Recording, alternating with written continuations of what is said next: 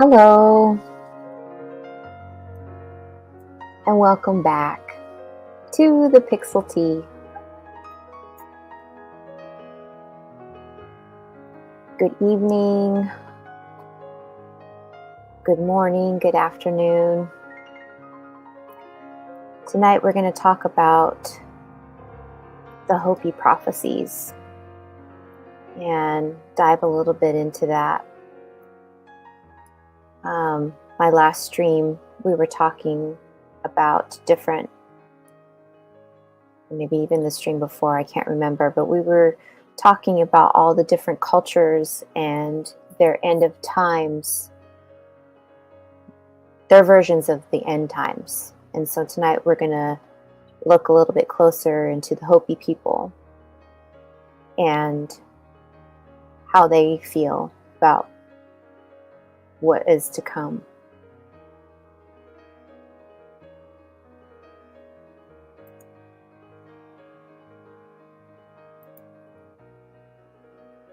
Thanks for stopping by, Alki. Good to see you. Hi, Miss Bex. How are you tonight? So, give me just a moment here.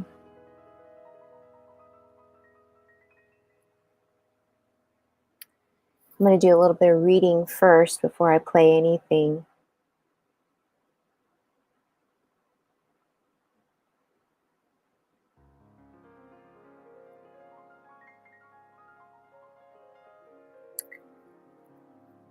Okay.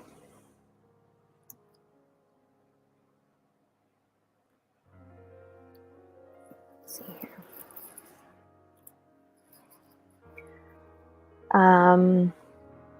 I'm looking into the eschatology of the Hopi people and their prophecies. The Hopi Prophecies are a collection of spiritual teachings and predictions from the Hopi people, a Native American tribe primarily located in Northeastern Arizona.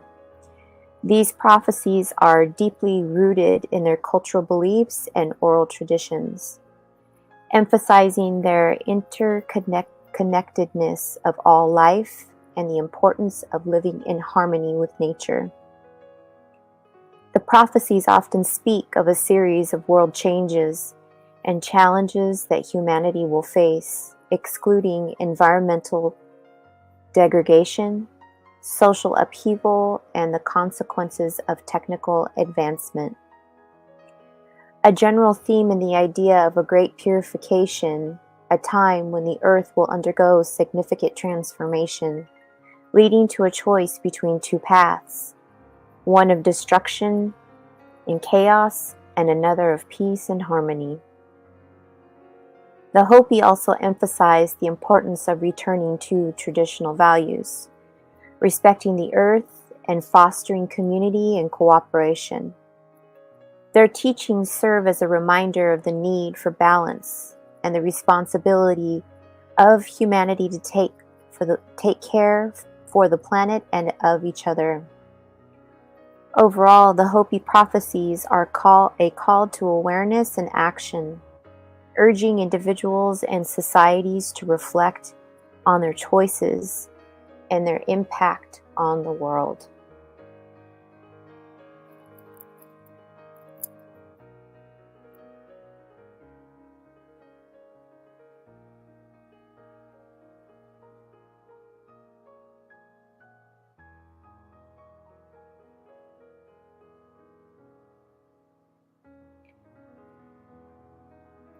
These accounts and prophecies, hold on, let me restart that.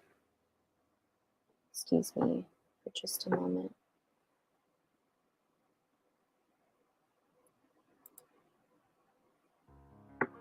My computer's slowing on me a little bit, and let me try to fix something here.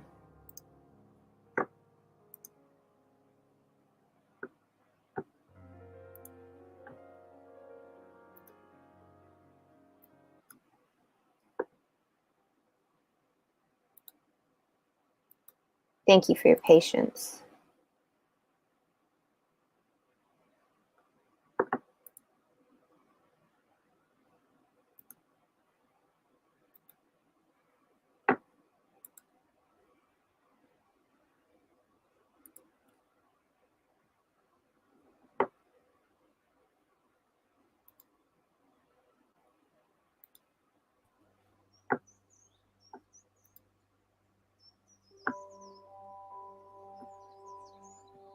Okay, that might help out a little bit.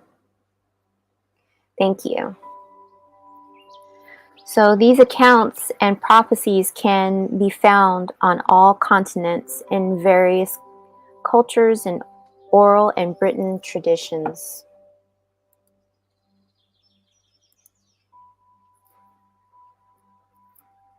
And are very similar to each other. One of the most prominent and most studied prophecies in recent times comes from the Hopi people.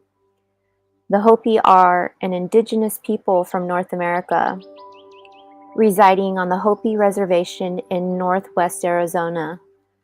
Some Hopi also live on a Colorado River Indian reservation in western Arizona as one of the earliest indigenous peoples of the United States. Their language has roots in that of the Aztecs. The Hopi religion advocates pacifism, emphasizing respect for all elements of nature, aligning with the commandments of the Creator and Protector of the world. Their cultural practices are deeply rooted, enduring rituals. The Hopi seek enlightenment for all peoples, reflecting on the past, present, and future, believing in a shared origin. The Hopi hold that humanity must undergo cycles of destruction to attain higher spiritual stages in their lore. They have faced a great flood in the past and entered into an enduring agreement with the Great Spirit to remain connected. This covenant is inscribed on sacred stone tablets containing teachings, prophecies, and warnings. The legend of the Bahana, the lost white brother, is central to the Hopi beliefs. It foretells Pan's return near the world's end, a belief held to be imminent by the Hopi, aligning with Maya, Egyptian, and Nostradamus prophecies. Pahana is expected to return from the east, presenting a missing piece of the sacred tablet to confirm the Hopi identity, initiating a transformative era of cleansing evil for the fifth world to emerge. In initially mistaking European conquerors for Pahana, the Hopi discerned their true nature and expelled them according to Hopi cosmology. Several eras ended catastrophically due to humanity's negativity and disharmony with Mother Earth. The present, termed the Fourth World, is believed to be at risk, possibly leading to the creation of a fifth world. A pivotal Hopi prophecy revealed by elders outlines 9 signs preceding the fifth world. These signs include the arrival of a white-skinned men, wooden wheels like the European carriages, a buffalo-like beast like European cattle, steel snakes which were interpreted as trains. A gigantic web was interpreted as an electrical power and telegraph. Rivers of stone, which was identified as highways. The sea turning black, which points to oral pollution. And young people adopting Hopi long hair like hippies did in the 1960s and 1970s. An inhabited place falling from the heavens, appearing as a blue star, known as the Blue Kachina. These signs, according to the holy elder White Feather, signal impending destruction, pillars of smoke and fire will cause disease and death. Only the Hopi and peaceful ones will be spared, with survivors becoming seeds for the fifth world. Pan's arrival is anticipated after the appearance of the blue star, which Kachina dances with the sun, symbolizing a visible celestial event. This prophecy, shared by a Hopi elder, was passed down through oral tradition and ancient tablets, gaining broader attention in 1958 when Father David Young recorded it. According to the Hopi prophecy, once the blue star Kachina becomes visible to all, signaling the arrival of the day of the purification. The true white brother is destined to come from the east. His quest to seek out the Hopi individuals, unwaveringly devoted to their ancient teachings, it is foretold the true white brother falls short in his mission, unable to discover individuals attainted by corruption. The earth will face complete annihilation, sparing none. On the contrary, should be succeeded in bringing forth the sacred symbols and identifying those who will still embrace the authentic Hopi way of life. A new world will be forged, and all the faithful shall be shielded from the impending destruction. What this new world, the fifth world, will look like according to the Hopi cosmology, each world is associated with a particular cycle of creation, and the transition from one world to another is marked by cataclysmic events, or a period of purification. The fifth world is often envisioned as a time when humanity is spiritually attuned and lives in harmony with the divine nature and fellow beings. It represents a period of enlightenment and understanding of spiritual truths. In the fifth world, there's an emphasis on reconnecting with the natural world. Humanity is believed to live in balance with the earth, respecting and nurturing the environment, rather than exploiting it. The arrival of the fifth world is also associated with a revival of ancient traditions and cultural practices. It is seen as a time when people return to the true Hopi way of life, embracing their cultural heritage and wisdom. The transition to the fifth world includes the removal or purification of negative elements and influences. This purification process is seen as necessary for the creation of a new world free from the destructive forces that plagued the previous epochs. When we compare the Hopi prophecy to scripture and many other prophecies, traditions, myths, and legends, a very similar pattern emerges. We learn that humanity is on the wrong path, that extreme materialism and technocracy led to complete moral and spiritual decay, as well as great conflicts, natural and made disasters of mass destruction followed by a purification period and the arrival of a new era or new world. These accounts and prophecies can be found on all continents, in various cultures, in oral and written traditions, and are very, very similar to each other, considering very real possibility that we are living in a matrix or simulated reality. The question is whether this new or fifth world talk about signifies the return to prime or base reality, or a more enlightened and spiritual version of the simulation. Regardless, it is undeniable that we are living in a time of great upheaval and simultaneous purification. Many are leaving the earth at this time, and others in great numbers are focusing on their inner spiritual journey and preparing for a new and vast, different future. As always, we hold the key, and we are the ones we have been waiting for. If we can embody this on all levels, we can rightfully assume and affirm that the best is yet to come. You deserve the truth, but the big tech does not want you to hear it. So we built our own inspired platform here with one another to have these discussions with one another.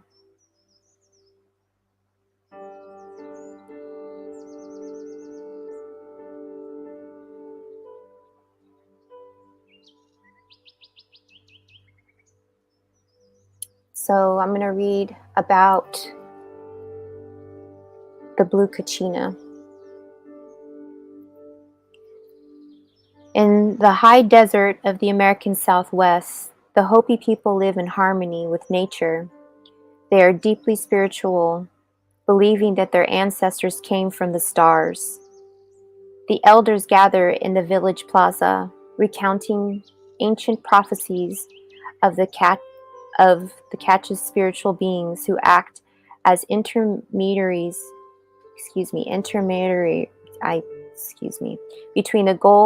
between the gods and humanity. Among these are the most important Kachinas, the red Kachina and the blue Kachina, who are destined to appear at the end of an era, to bring change to the world. One night, a bright blue star appears in the sky, shining brighter than any other.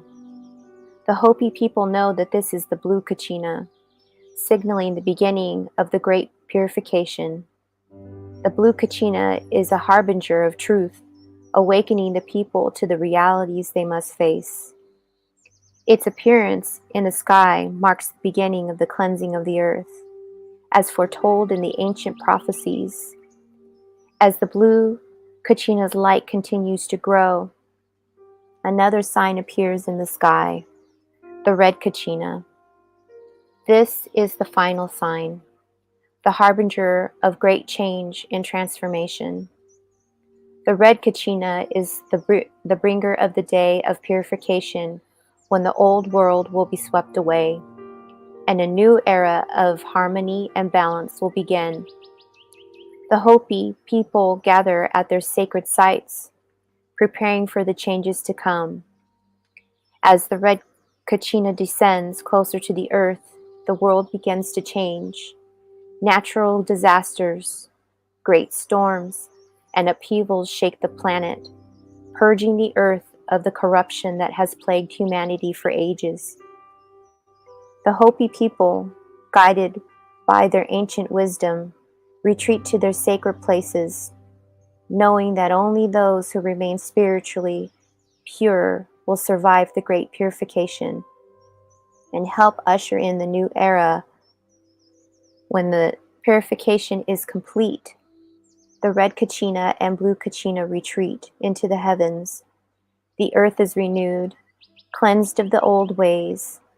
The Hopi people emerge from their sacred places and see the world reborn, a land of peace, harmony, and balance.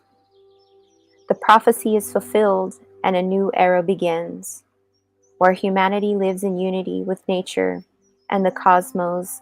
The Hopi elders gather once more, speaking of the prophecy that has come to pass.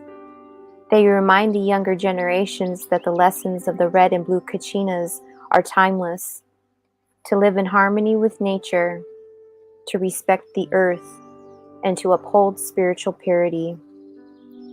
Hopi people, having witnessed the prophecy unfold, continue their sacred traditions, ensuring that the wisdom of the ancestors will guide for future generations.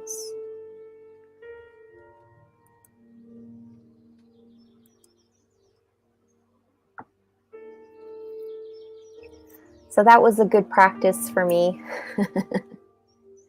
to try to slow down and take my time when I'm reading to all of you.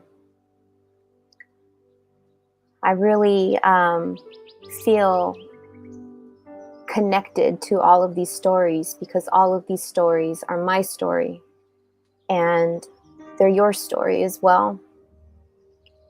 And none of this information belongs to one culture or the other. It belongs to all of us.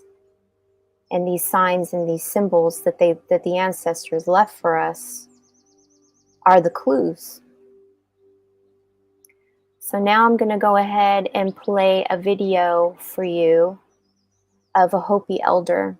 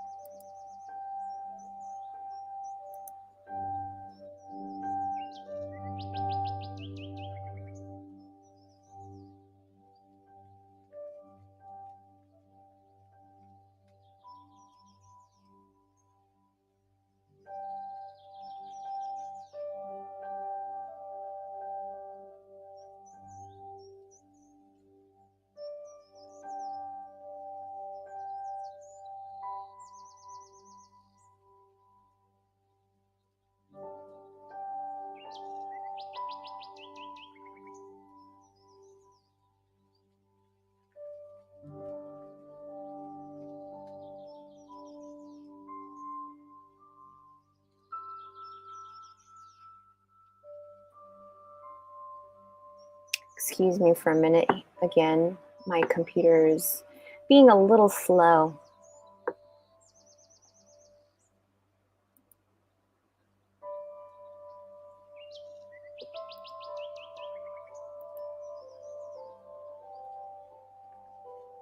Thank you for your patience.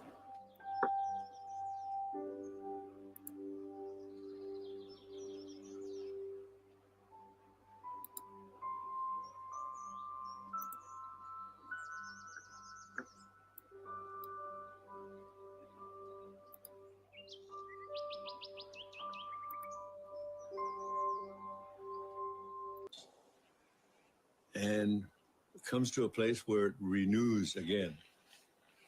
There is first a purification time, then there's renewal time. We are getting very close to this time now.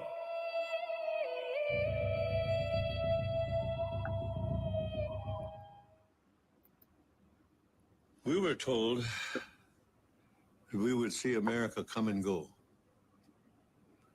And in a sense, America is dying from within because they forgot the instructions on how to live on earth.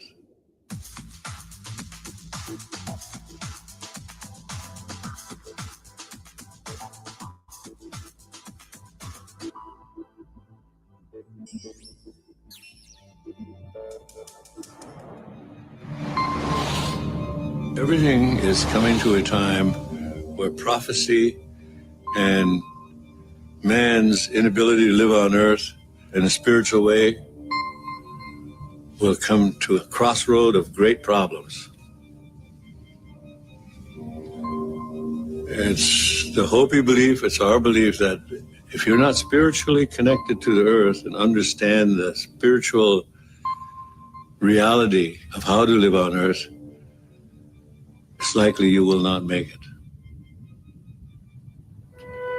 When Columbus came, that began what we term as the First World War.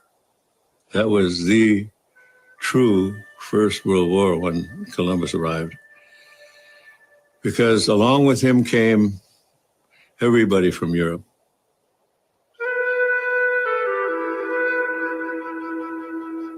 By the end of the Second World War, we were, in America, we were only 800,000. From 60 million to 800,000. So we were almost exterminated here in America.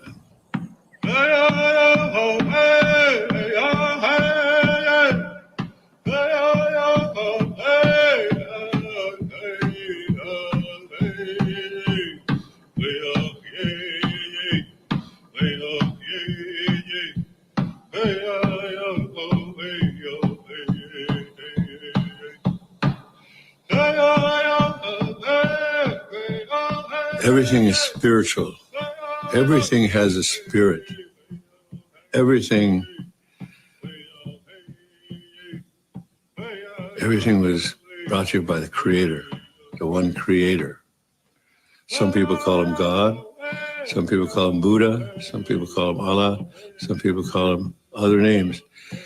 We call him Tonkashila, grandfather.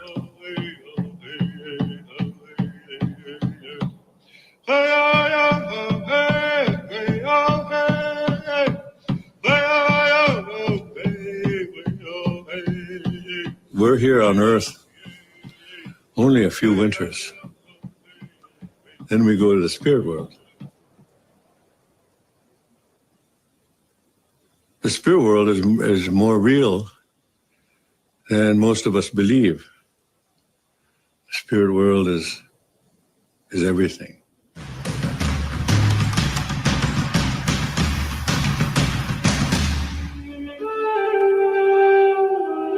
Over 95% of our body is water. And in order to stay healthy, you got to drink good water.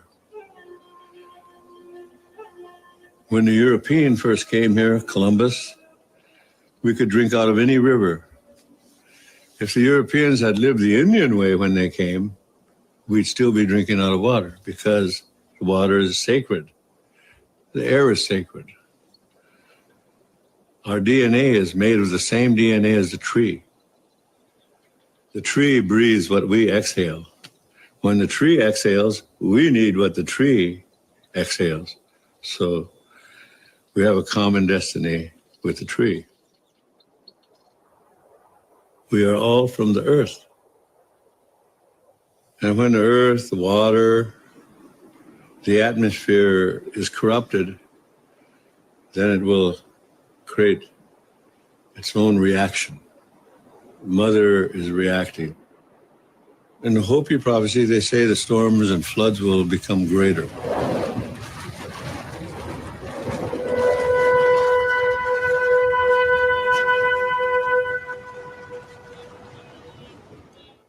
To me, it's not a negative thing to know that there will be great changes. It's not negative. It's evolution. When you look at it as evolution, it's time. Nothing stays the same. Sedan Darwin skrev sitt berömda verk om arternas uppkomst har vetenskapen varit övertygad om att människan härstammar från aporna. We always say, that might be your ancestor, but it's not our ancestor. He is a relative, but not our ancestor. You should learn how to plant something. That's the first connection. You should treat all things as spirit. Realize that we are one family.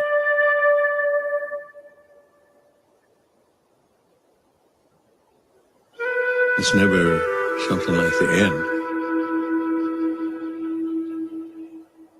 Just like life, there is no end to life.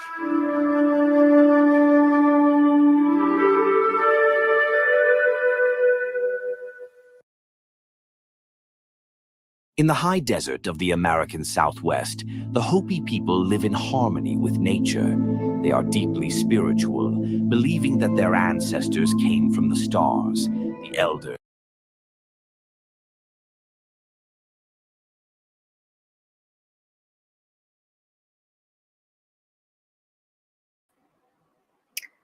Sorry about that.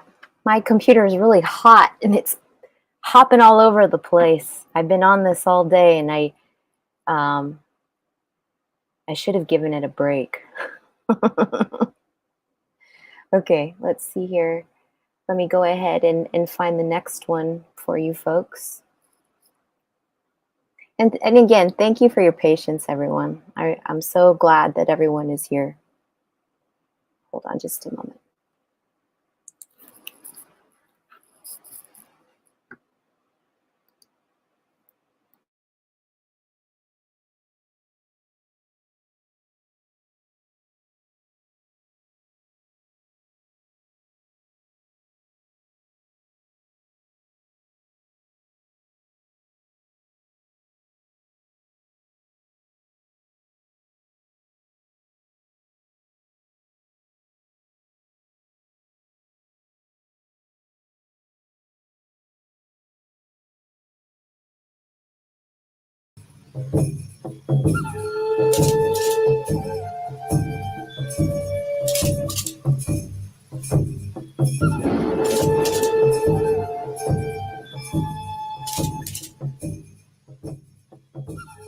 In the writings produced by Frank Waters on Hopi mythology, the Sakwa Suhur, or blue star, is a kachina, or spirit, that signifies the beginning of the new world, arriving in the form of a blue star. It is the 9th and final sign before the day of purification. It is described as a cataclysm causing apocalypse upon Earth, leading to the annihilation of Earth.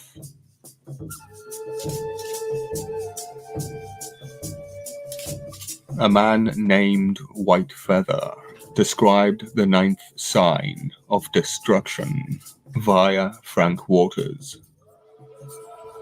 You will hear of a dwelling place in the heavens above the earth that will fall with a great crash. Kachina will appear as a blue star, and soon after this, my people's ceremonies will cease.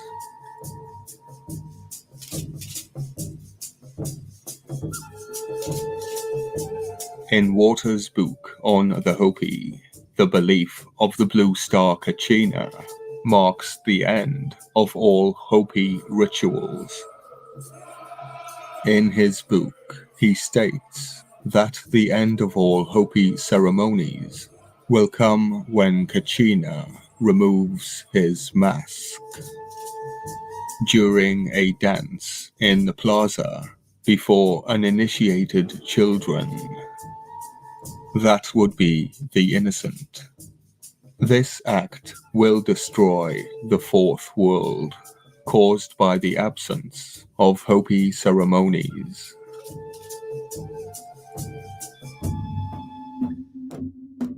Frank Waters also submitted a possible asteroid impact on Earth, leading to humanity's near extermination, leaving only the Hopis as the last survivors on the planet. According to Hopi Prophecy, as reported by Waters, shortly after, the blue star Kachina is visible to all, and the day of purification is realized.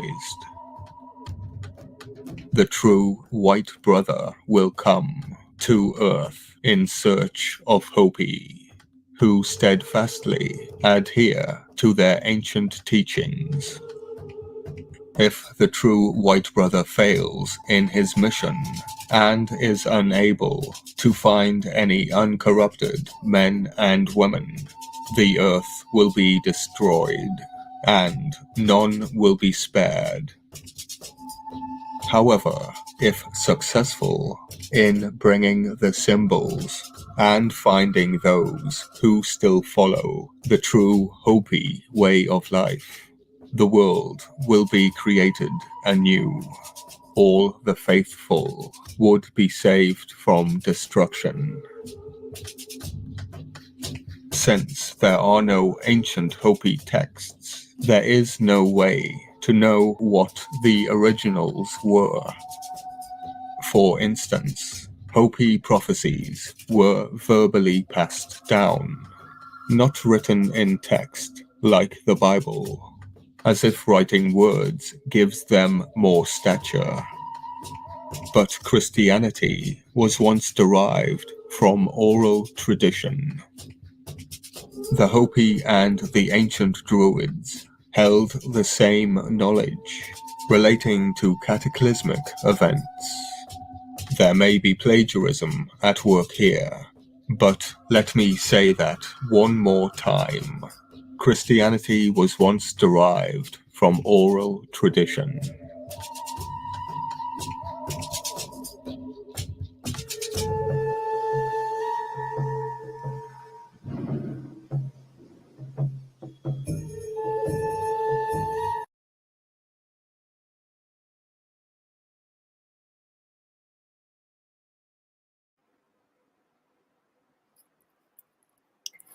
So these videos are pretty much saying the same thing over and over again, but like other people, that's how I need repetition for it to finally click for myself.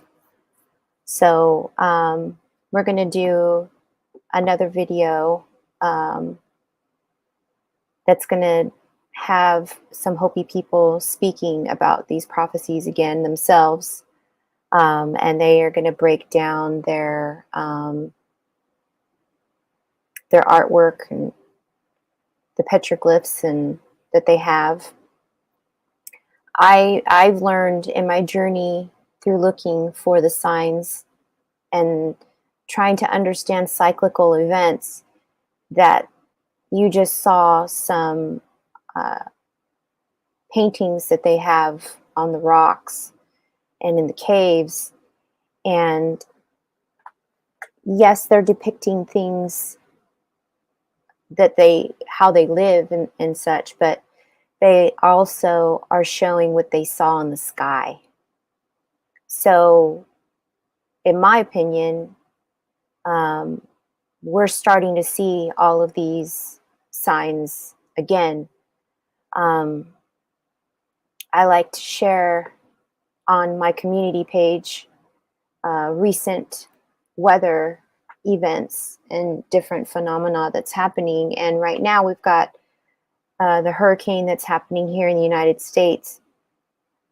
And in Japan, they've been having major flooding as well. So all of these areas of land have been covered with water. The waters recede, the waters rise, things are destroyed, and those who listen to these prophecies are the ones that survive, and that's how humanity continues. So I also am a person that pays close attention to what's happening with the sun. And before I play the next Hopi video, I'm going to share with you a channel that I really enjoy. I listen to him every day, and he gives us updates on what's happening with the sun. But this channel tries to wake the people up and to remind us that there is a pole shift that is happening, which is also contributing to all of the chaos in terms of weather. A lot of channels that I hear, and I say a lot, I want to say at least 5 different channels that I've listened to in the last few months, really are hyper-focused on this being technology. And to a capacity, I'm sure that there is some type of technology that's happening, even down to the idea of when they're speaking about the gods in Egypt, the Anunnaki, creating a slave race to mine gold because they needed the gold to help with their atmosphere because their atmosphere was diminishing. And I can't help but see a little bit of similarity with that, with what's happening with chemtrails and that technology that they're using. So I think that humans find old technology and they use it again. And right now, with where we're at in the cycle of the sun, and why we are seeing the aurora borealises and having all of the geomagnetic storms, is because the different layers of the atmosphere are thinning out, which is also contributing to what's happening with this weather. I was listening to a news report today that on my local news station, warning of a lake that's up towards between California and Oregon, and it's filled with lots of toxic mold, and it's killed, I think they said something like 20,000 birds, and they're warning the people to, that the wildlife is also starting to eat these animals that are sick, and trying to warn the people to stay out of the water and don't take your animals there. And that's actually happening everywhere. It's happening everywhere. It's not just here in North America. It's happening in every continent. The weather is shifting because the pole is getting ready to shift. And when that happened last time, it was rock and roll time. And a lot of plagues happened, and we didn't have, a lot of our crops were destroyed. Volcanoes were erupting, all sorts of things like that. Well, it's happening again. So today I kind of found myself engaging in some nonsense and participating with some of this. For those of you who aren't aware of different panels that you can join and have conversations with each other. And it's almost like I find myself, handful of times, maybe two handfuls of times when I participate in these, and I can't help but be disappointed in myself that I engage in the nonsense, because it's just all a distraction. This in itself is a distraction from myself, but I enjoy learning from other people. And what I learned today is that I needed to refocus. And so this is why I decided to come back on and focus more on what the Hopi were warning us about.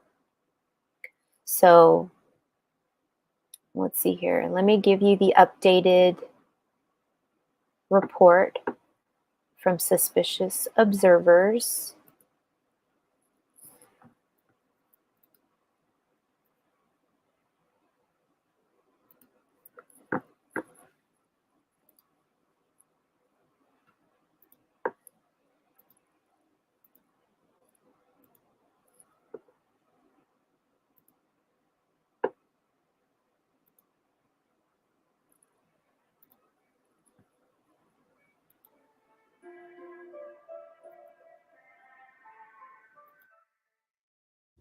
Good morning, folks. Today we're looking at the sun, major flooding in the United States, Storm Krathon in the West Pacific, and two excellent papers on solar impacts that exceeded all expectations. Well, except for those who expected that. Let's start with the last 24 hours on our star, where solar flaring has been relatively low. The Earth-facing sunspots and plasma filaments have been stable, a couple eruptions off the limbs in the far side, but all in all, the Earth-facing quiet continues. While we will still be monitoring the sunspots, they are of the same level of risk as yesterday, which isn't much. These could produce some M-class flares, but they lack the size and complexity for bigger ones. We'll monitor their development and their activity. Meanwhile, the plasma filaments present perhaps the more reliable eruption threat. So far, they have stayed largely stable in the Earth-facing position, but they are big. There sure are a lot of them.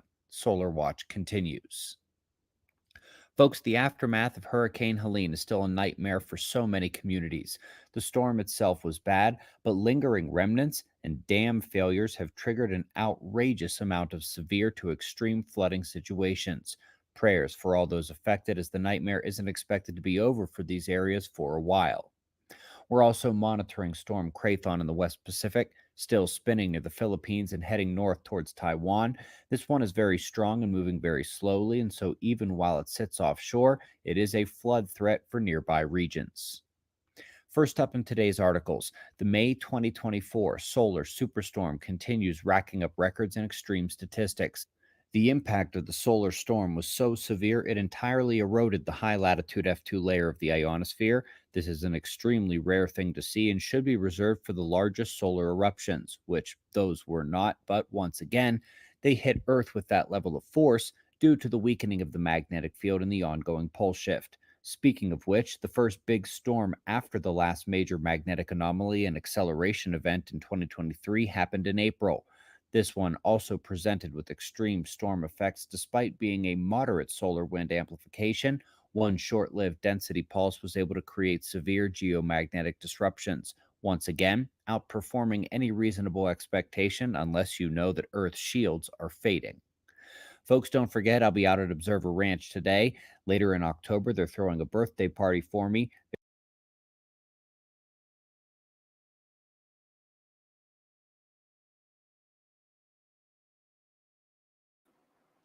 So I highly recommend Suspicious Observer's channel. He's really great at giving us all the updates on what's happening. And that little bit of advertisement that he was just doing, he's actually created a ranch RV setup for people to come together and learn and get advice from one another. And he even has been tracking this this shift. But one thing that I really appreciate about his channel is that he really focuses on reminding us that we need to take care of our bodies and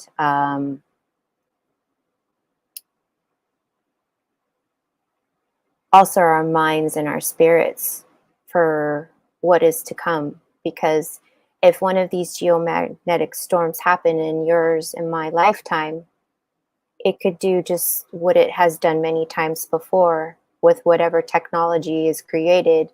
It could just completely wipe it out and would create a Mad Max scenario all over again. So I highly suggest looking at his channel. Another channel that I have shared with on these streams with you all is from Mr. MBB333. And he caught something recently, and I couldn't help but think of, we're hearing these conversations about 2 moons and Apophis, the big asteroid that's coming. And so here is Mr. MBB333 showing us a comet that is in the sky right now. Let's see here.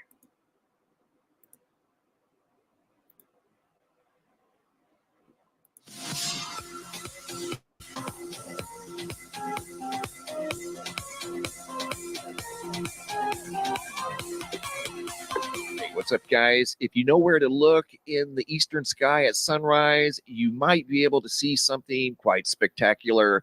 We are less than 10 days away from seeing Comet C 2023 A3 in the eastern sky at sunrise. This thing could be a daytime comet. Here's a look at the tail, visible from southern Utah, Bryce Canyon National Park. Photo you just saw taken by Alan Dyer from southern Utah, sent in to spaceweather.com. They featured the photo right here. This thing has an incredibly long tail, tens of thousands of miles long already, and it's only going to get longer. Back in 2007, we had a daytime comet. McNaught came through the inner solar system. This is what it looked like from the SOHO LASCO C3 spacecraft. And we're going to be looking for this comet as well, also on the spacecraft. So stay tuned for updates, as this thing should be visible in the daytime sky in less than 10 days. Here's another look at the 2007 sky spectacle, Comet McNaught, as it went through the inner solar system. The image you see right here was taken with a 15-second exposure. However, it is visible with binoculars at the present time. So we'll definitely be trying to pull this comet in here in the coming days.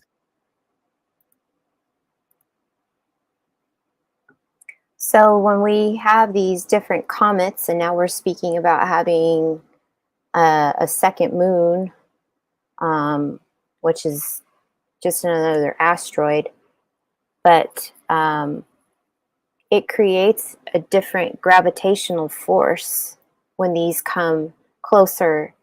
We're getting comets. The way these comets, from how I'm understanding it, they come time and time and time and time again. Sometimes it's 5 years, 10 years, 20 years, 100 years, 1,000 years. And when these same comets come back into rotation, it also changes and affects the weather as well. So we've got a lot going on, folks. We really do. So let's, maybe we don't have to play this other Hopi Prophecy video, because I've already discussed it a few times, but I'm going to go ahead and play Jordan Maxwell again, because he is speaking about what the Western world, what it is, and what that change was with this new kingdom, this new empire that we're experiencing here. And I think that these conversations are good for us to have with one another, that they're good reminders to us how insignificant these laws and regulations and things that we've created as as governments and kingdoms, because when things like this happen, none of that's going to matter anymore. So let's go ahead and listen in on what he has to say. I know that there's a handful of you that are here that know all about this, but for those of you who don't, listen in on Mr. Maxwell.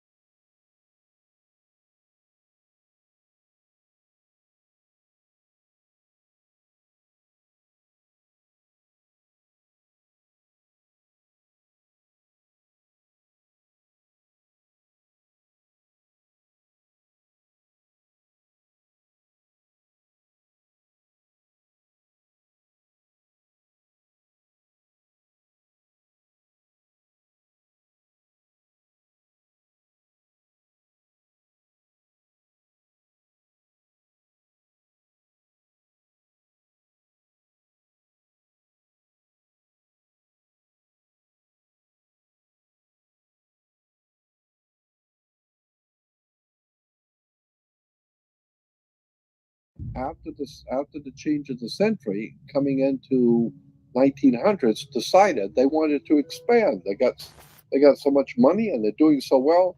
They thought maybe we could expand the business, move the corporation out a little bit. Let's expand business. Let's go to Germany or Europe and open up a big corporation there and take in their corporation, their government. We'll take them over.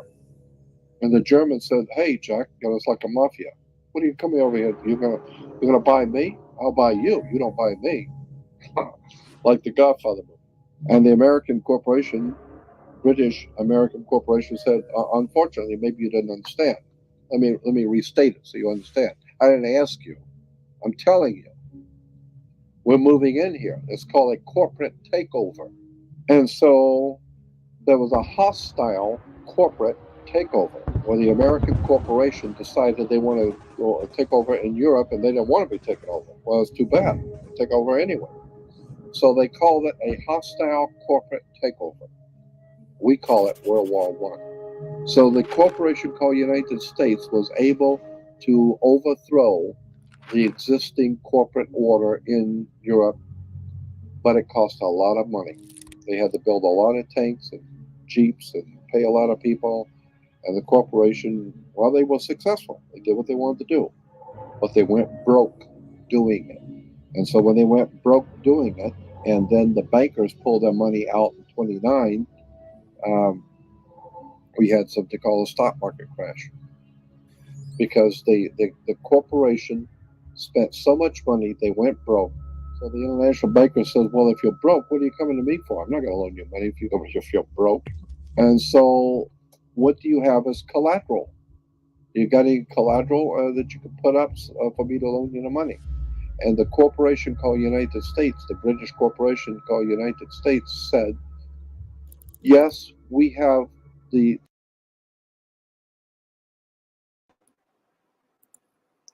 This, I think, has to do with the Hopi prophecy of what they already were warning us about.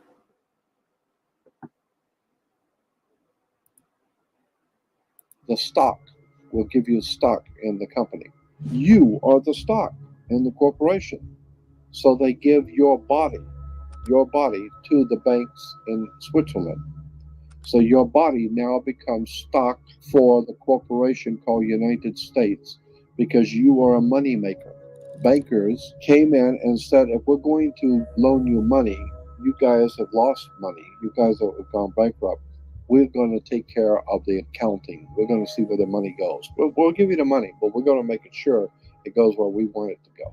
So they set up the Federal Reserve System and then the collection agency to make damn sure that you people pay us. We're going to set up to keep a record of how much you owe us in business each week. We're going to call that the Federal Reserve. And to make sure that your stock, all the chumps out there in America working, make sure the stock pays us. We're going to make sure they pay us. You don't just tell me you're going to pay. I'm going to make sure they're going to pay. So we will set up a collection agency. Our own personal collection agency is called the Internal Revenue. So the banks, the corporation called United States, loan money to the privately owned corporation called United States. And the United States Corporation gave your body, your birth certificate, to the banks as collateral for the loan. And that's why today Americans are nothing but slaves. Now, this is something I want you to understand. And you need to listen carefully because this is profoundly important. Most people have never heard this and don't even understand what I'm trying to say. So try and follow what I'm going to tell you. There are two kinds of law on the earth, as I've said. One is called civil law, which is the law of the land, and one is called maritime admiralty, which is called the law of water. Maritime admiralty is banking law. And the law on the maritime admiralty says that you, because you came out of your mother's water, are a maritime admiralty product. This is why the ship is sitting in its berth and is tied to the dock, and the captain has to give a certificate of manifest to the port authorities because money is changing hands. This is why when you were born, you have to have a birth certificate. It's got to be signed by the dock because that's where the ship is tied to, is the dock. So the dock signs your birth certificate. Why? Because you came down out of your mother's water. You came down her birth canal. You are a maritime admiralty product. And therefore, your birth certificate is signed by your mother. And where your mother signed on the birth certificate, get it, you will see it does not say parent or mother, it says informant. Your mother was informing the bank that she has just produced another product to be bought and sold. England, the British Crown, through international banking, owns your physical body. And that's the law.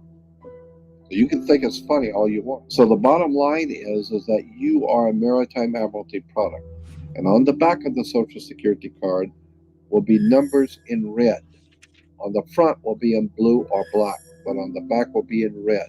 The numbers on the back of a Social Security card in red designate your body. It is the serial number of your stock. And this is why if you're wealthy, you are preferred stock.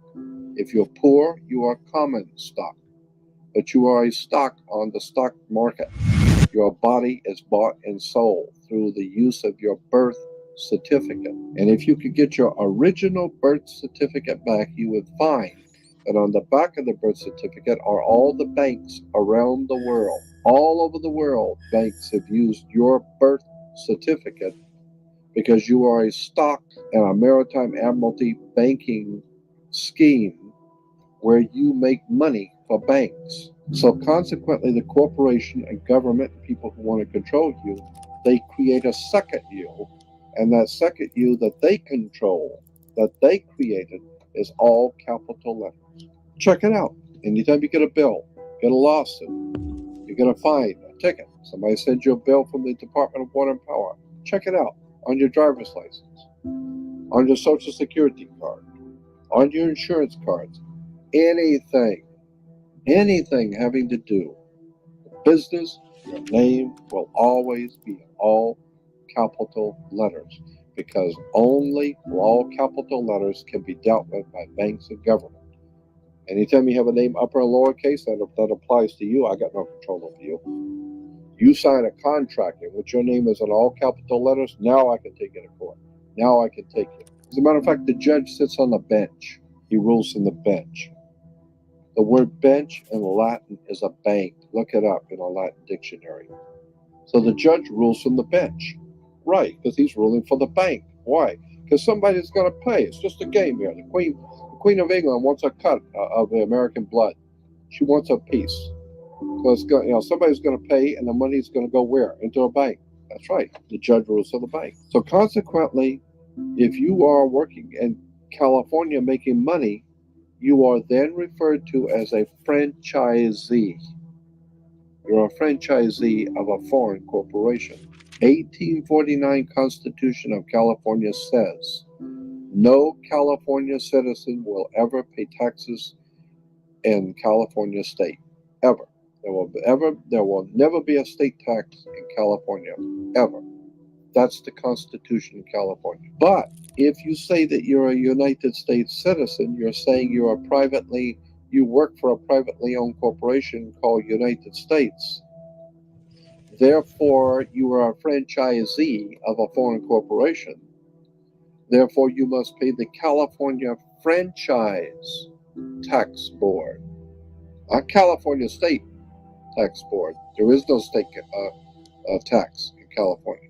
You pay the California Franchise Tax Board because you're a franchisee of a foreign corporation on the maritime banking law, international law. You work for the Queen of England. Your butt is owned by the Queen of England and a corporation called United States, while a man called Bush is the president of the British corporation. You need to wake up and find out how this stuff really works. Because once you understand that you don't need to submit yourself as an American to a British commercial venture called courts. You're an American. You don't need to go to court. You only go to court because you agreed to go to court. When they send you a subpoena to court or summons to court, or they've sent you something, you look at it and say, hey, Jack, that's not me. That's in all capital letters. All capital letters is a corporation. It's a corpse. It's dead. Do I look like I'm dead to you? No, I'm an American, Jack. I ain't dead. And besides, I'll go to an American system for justice. I don't need no British Grand Lodge Masonic system called courts. This British Grand Lodge Freemasonic system called Inns of Court comes out of England. And it has manipulated, exploited, and lied to the people.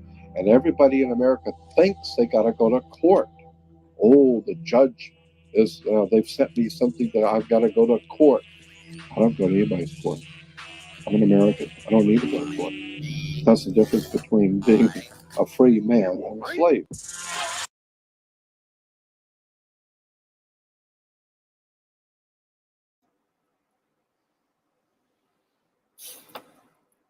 All good reminders.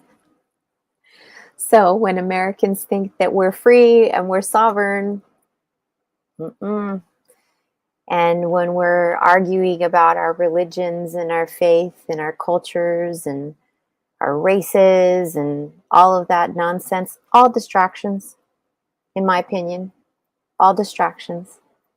If humans weren't all meant to intermix and breed with one another, then we wouldn't biologically do that, right? Because it is the human species. I just hear these nonsensical arguments of superiority that happens on here every day, and at this point I'm so disgusted with all of it. I really do feel like it is a time for those who are aware and are waking up to the nonsense. We'll slowly start connecting with one another again. And the technology that we have right now is a perfect opportunity for us to use it to our advantage. I'm going to go. I wasn't going to play the other Hopi video, but I want to play it for just a few minutes so that you can see what I'm talking about when they speak about the timeline where you can go left or you can go right. So hold on just a moment.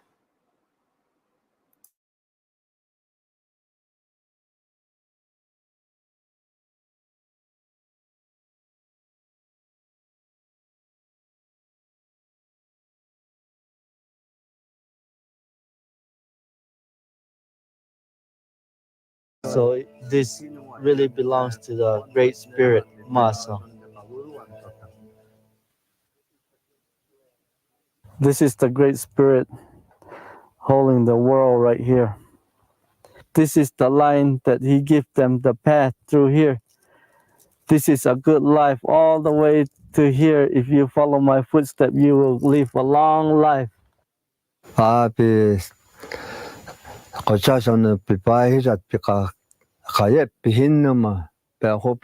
Before the white man came, they already knew that someday somebody will come around a white man that take over their land and claim it.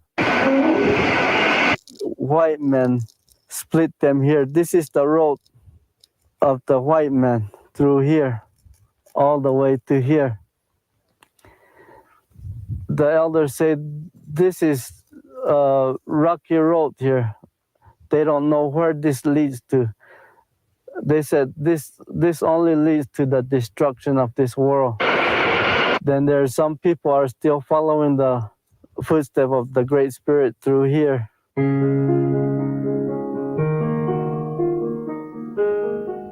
Tom Tarbett of Santa Fe, New Mexico is a longtime student of the Hopi. He is director of the Planting Stick Project and acts as liaison between two very different cultures. At first they were united all across the entire array of villages in one web, just because they'd all been following the same cosmic song that put them in their places. So the United States couldn't break that unity at first, but eventually they started breaking down until Oribe itself split.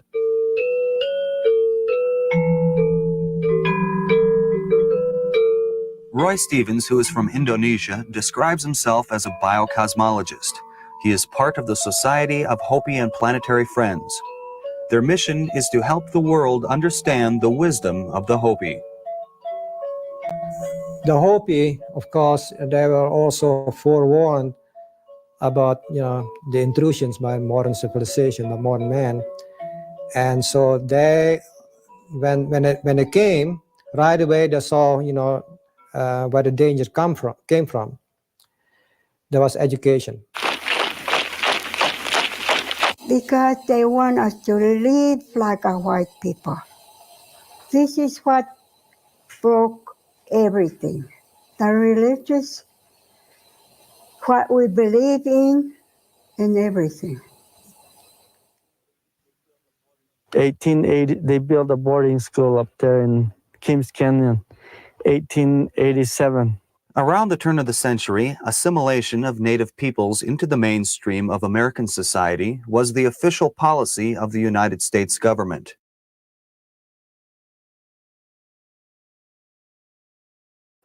So I think you get the picture. It's the influence of different cultures and kingdoms being taken over. In the Christian stories, in the Bible, Jesus Christ warns us of these bankers and these churches and these kings. And this story of the Hopi people, like I said earlier, it's everybody's story. It doesn't matter what continent you're culturally identify or come from, because it's happened to all of the indigenous peoples. And it's this kingdom of influencers. You can call them the Freemasons, you can call them the Templars, but as soon as you see that symbol, it's made me really reevaluate and second guess, well, what really is the truth? And that is a topic that's always, that a lot of people like to use that word truth. And everybody's truth is different. I keep saying that, from time to time when I'm in somebody else's chat, and I just, say everybody's truth is different. But when you look at the bigger picture, we have to really pay close attention to the new influencers coming around to distract us from what's important, which is that we are the temple and that God is within us. And all of these religions and faiths teach us to take care of this temple. And I'm in that, having to go through that myself right now and pay closer attention to my mind, body, and spirit. Because no matter what happens, like what the Hopi people said, I really truly feel like I do need to kind of purify my mind, body, and spirit right now. When I'm here living this, what this experience is, and living this life. I also get frustrated listening to all of the arguments over religion, um, because it seems to me that everybody accesses it and understands it at different times in their lives. And sometimes you experience it. It takes a lot of hardship for a person to awaken up to when you're at God's mercy, when you're at the Creator's mercy, and you want to change your life and go and get on that path that the Hopi people are speaking about. So I kind of have found myself that that's what I'm doing on my platform, is trying to reconnect to the ancestors and what the ancestors were warning us what was to come. So, Jack made a statement that this whole situation that's going on with Diddy and such, or maybe it was Bex, it's all a distraction. I don't believe any of it. Even if it is true, who cares? These influencers are taking us away from ourselves, and they're taking us away from our loved ones when we really need to be focusing on connecting with one another, in my opinion. So, yeah, purification gives clarity. I mean, I was living of this world for such a long time, and I wasn't taking care of my body, and it was distracting me. And it's taken illness for myself to get refocused.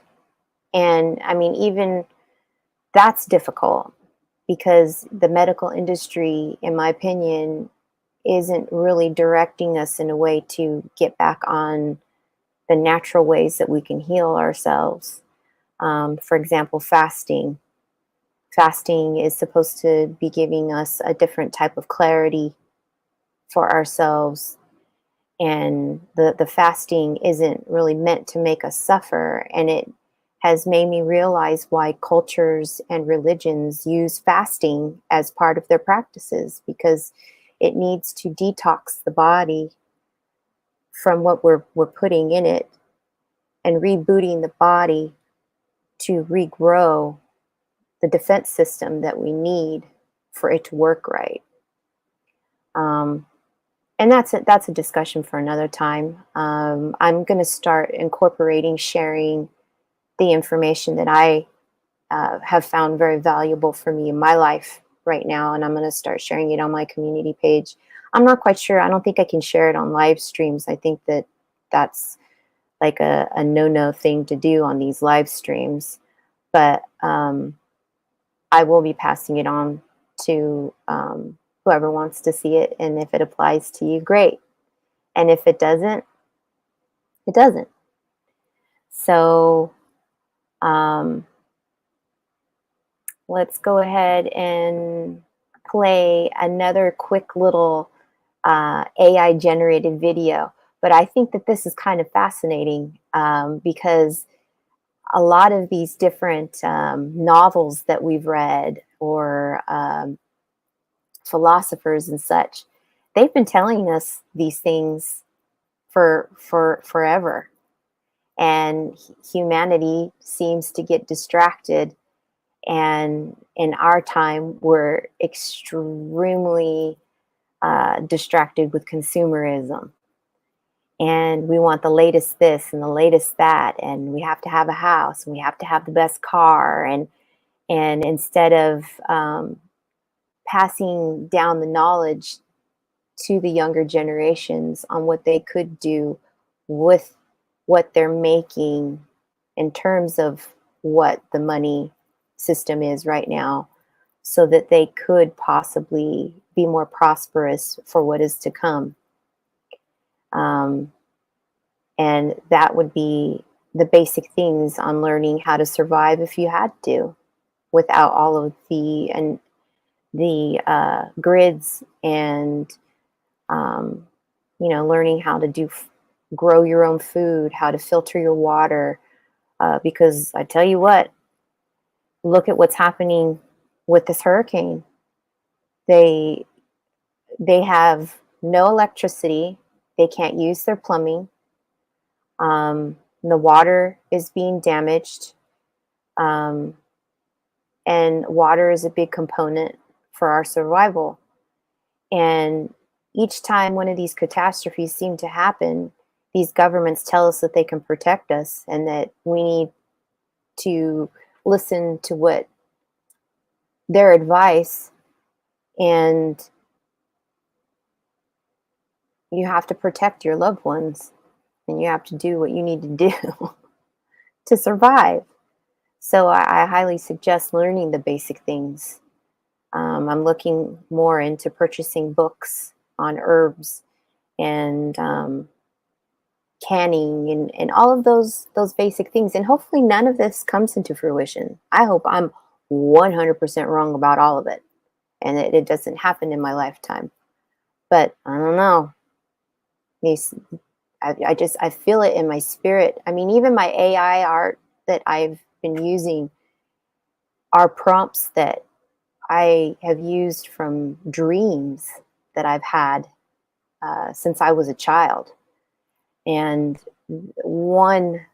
and to me, I think that they are kind of prophetic, especially the more I listen to these different indigenous stories of resets. And I'm like, well, it really makes me question how things can be passed down through your DNA, through your code, and how it can get passed on. Because I've had dreams, like I said, since I was a little girl, of a swollen sun, and it was red and it's massive, and it bursts out these big, huge. Now I know it was plasma, but I didn't know then. But just huge rainbow plasmas. And all of these catastrophes are happening around me. There's earthquakes, the water's coming everywhere, and there's things falling from the sky. I'm sure a lot of it has influence as to what I could have been watching as a child. But I was a child that journaled and drew, and I would write these things down. And I hear these prophecies, and I'm thinking to myself, goodness sakes, this sounds like past, they feel like past memories or foretelling something of the future. There were even times when I would have these dreams and I could see the dinosaurs coming from underneath the ground, and they're coming back into this time. And when I see some of these movies make that the storyline, it just blows me away, because it's been something that has always been in the back of my mind. But I kind of went a little on a side note there, but what was oh yes, let's get back to this other little video that I have for you.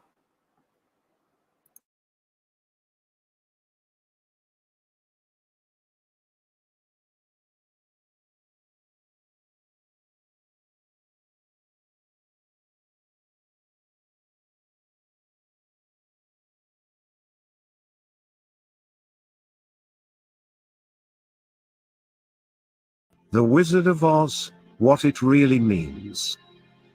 This appears to be a message to expose the banking cartel in America, and to let the people know that they have the power to liquidate them, and get back to Kansas, the real land and republic. The Wizard of Oz, written by L. Frank Baum, is not just a mere story. What is Oz a symbol for? Ounces. What is measured in ounces? Gold. What is the yellow brick road? Bricks or ingot bars of gold. The character known as the straw man represents that fictitious, all caps, legal fiction, a person the federal US government created with the same spelling as your birth name. Remember what the straw man wanted from the Wizard of Oz? A brain? No juristic person, legal fiction, paper corporation has a brain because he or she has no breath of life. What did the straw man get in place of a brain? A certificate, a birth certificate for a new legal creation. He was proud of his new legal status, and all the other legalisms he was granted. Now he becomes the epitome of the brainless sack of straw who was given a certificate in place of a grain of common sense. Now, what about the Tin Man? Does taxpayer identification number, TIN, bring anything to mind? The poor Tin Man just stood there, mindlessly doing his work until his body literally seized up and stopped functioning. He worked himself to death because he had no heart or soul. He's the heartless and emotionless creature, robotically carrying out his daily task as though he were already dead. He's the ox pulling the plow and the mule toiling under the yoke. These days, his taskmasters just oil him nightly with beer, and place him in front of a hypnotic television, until his very existence no longer has any meaning or value. His masters keep him cold on the outside, and heartless on the inside, in order to control any emotion or feeling that might arise. The cowardly lion was always too frightened to stand up for himself. Of course, he was a bully and a big mouth when it came to picking on those smaller than him. Have you ever noticed how bullies are really the biggest cowards? They act as though they have great courage but, in reality, have none at all. They roar, but with no teeth of authority to back them up. When push came to shove, the cowardly lion always buckled and whimpered when anyone of any size or stature challenged him. He wanted courage from the Grand Wizard, so he was awarded a medal of official recognition.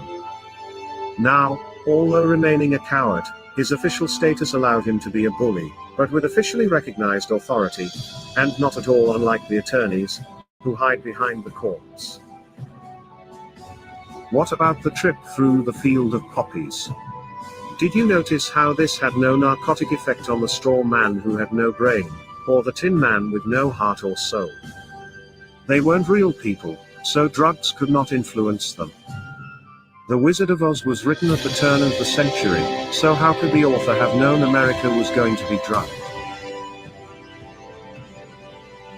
The Crown has been playing the drug cartel game for centuries. Just look up the history of Hong Kong and the Opium Wars. The Crown already had valuable experience conquering all of China with drugs, so why not the rest of the world?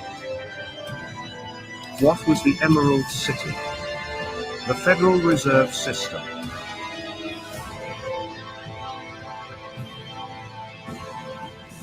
Who finally exposed Wizard for what he really was. Toto, the cute and somewhat annoying little dog. Toto means in total, or altogether in Latin. What was it that the witch wanted after she alleged that the little dog had bitten her? Toto. Or everything. Notice how Toto was not scared of the great wizard's theatrics, yet he was so small in size, compared to the wizard, that no one seemed to notice him. The smoke, flames and holographic images of Oz were designed to frighten people into doing as the great wizard commanded. But Toto simply padded over, started barking until others paid attention to him and came to see what the barking was about. Who was behind the curtain? Just an ordinary person controlling the levers that created the illusion of the great wizard's power and authority. When Toto pulled back the curtain and completely exposed him, the charade was at an end. The veil hiding the corporate legal fiction and its false courts was removed. The wizard's game was up, and what was he after all? A con man, a fraud. We can see, in this tale, just how loud the bark from a little dog can be. Most of us remain silent and wait to be given whatever food and recognition, if any, by our legal masters. Let us not forget those flying monkeys. What perfect mythical creatures to represent the Bar Association attorneys, who attack and control the little people for the great Crown Wizard, the powerful and grand bankers of Oz. How, finally, was the evil witch destroyed? Pure, clean water? Liquidation. How did Dorothy finally get home? She simply clicked her heels. She always had the power, and so do we. What would it take to expose the wizard for what he is? We each need only a brain, a heart and soul, and courage. Then, and perhaps of the greatest importance, we need to learn how to work together.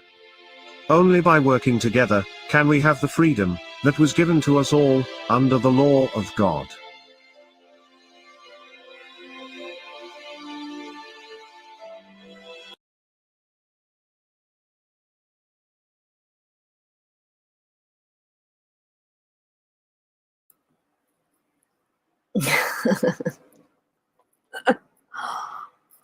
I remember the first time a family member sent me that video a couple years ago, and I just saw another platform share it on Fools and Tools platform, and I watched it again, and I just thought, goodness sakes, I need to share that again because it's another good reminder. But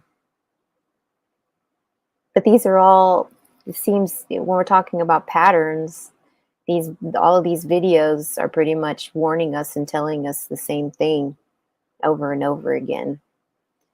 So for the last video, it's just going to be another little quick animation of the Hopi people. And that'll be it for tonight. But thanks for everybody coming by and engaging in the conversation here in the chat. The chats are always a blast. They're a good time. And bringing us all together. And let's go ahead and listen to this last video.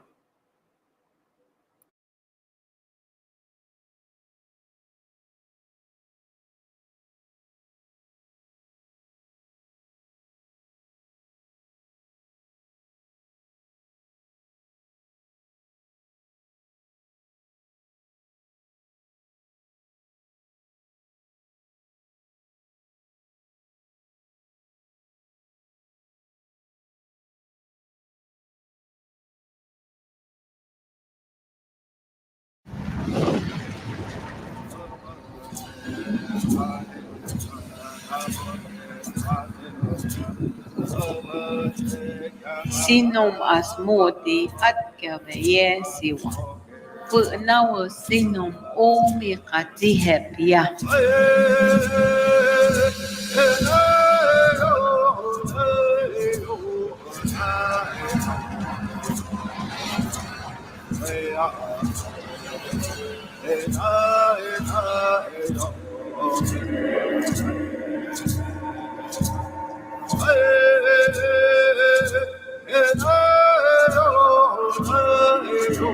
Tet pumahaki masawe au iki pamasaw yan matiwa.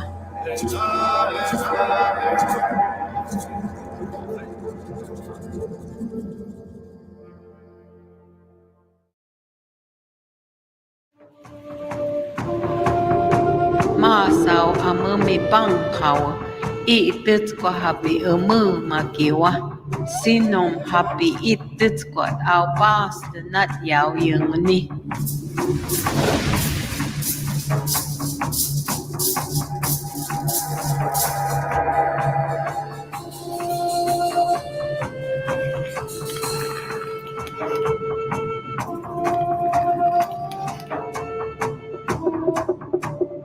Wana sabi yep mga maskya yuta.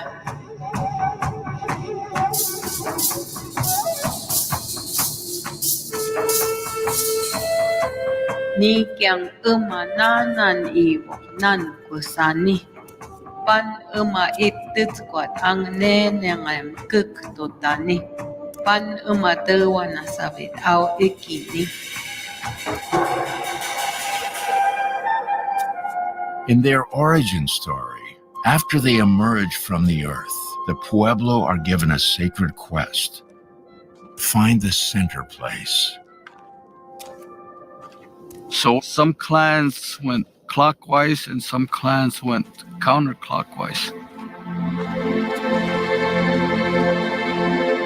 And as the clans migrated, they placed an insignia where they were at that particular time and place, which is a spiral.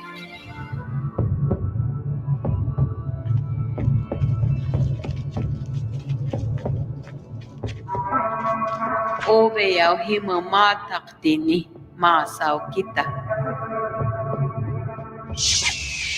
Pan umana naptani dewana sabe ike. Pam umumi mataktik pang happy yesvani.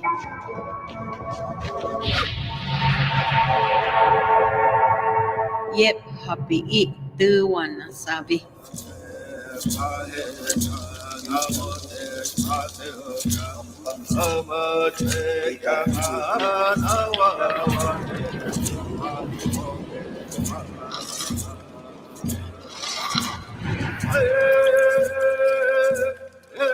Chaco was a place where people came together from vast distances. Chaco was a culmination of many years of learning and knowledge and perfecting their ceremonies. People share knowledge and beliefs based on thousands of years of observing their world. Ceremonies to influence the very forces of nature. They are still practiced today.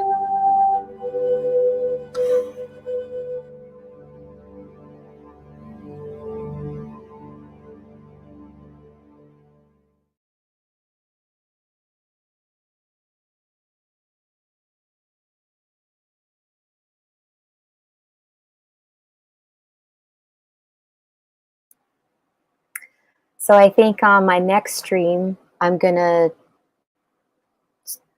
talk about the Mayan and the Aztecs and the Amazonian, because I've found some incredible documentaries about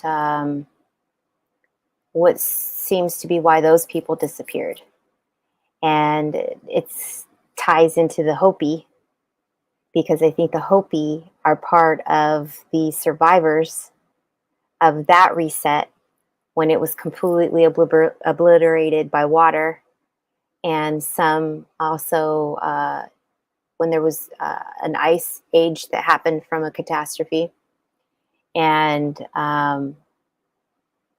like I said, I'm just on a path to listening to the ancestors right now. But I feel like these pyramids are also clues as to the many empires that had technology that completely surpasses what ours is. I think that what we think is new age and new technology is nothing even clear, because I agree with what others have said in here, and I've said this many times myself. We are a species with amnesia, and people like Elon, I think Elon probably comes from a bloodline that has access to that information to reuse it on the newer generations, and think that it's something that he came up with, but I don't think so. But thank you everyone for coming and listening in, and I look forward to connecting with all of you again. Take care and be blessed. Have a good night.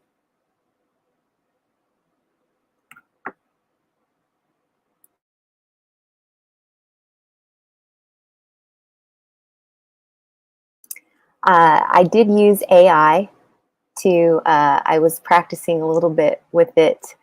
I found a website that gave me some free prompts for music. And so here's an example of the little prompt that I used. Check it out.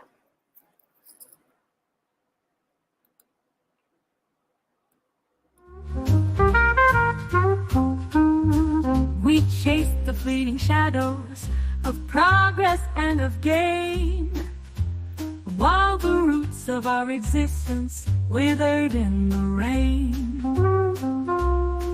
The stories of our forebears, like the whispers on the breeze, fade into the background as we bow to our knees. Yet in the electric pulse, a spark of hope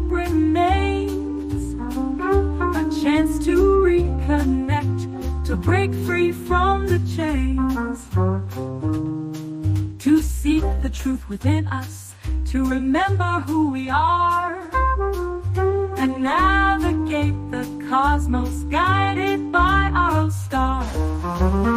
So let us rise from ashes, from the depths of our despair, embrace the electric universe and the wisdom that we share.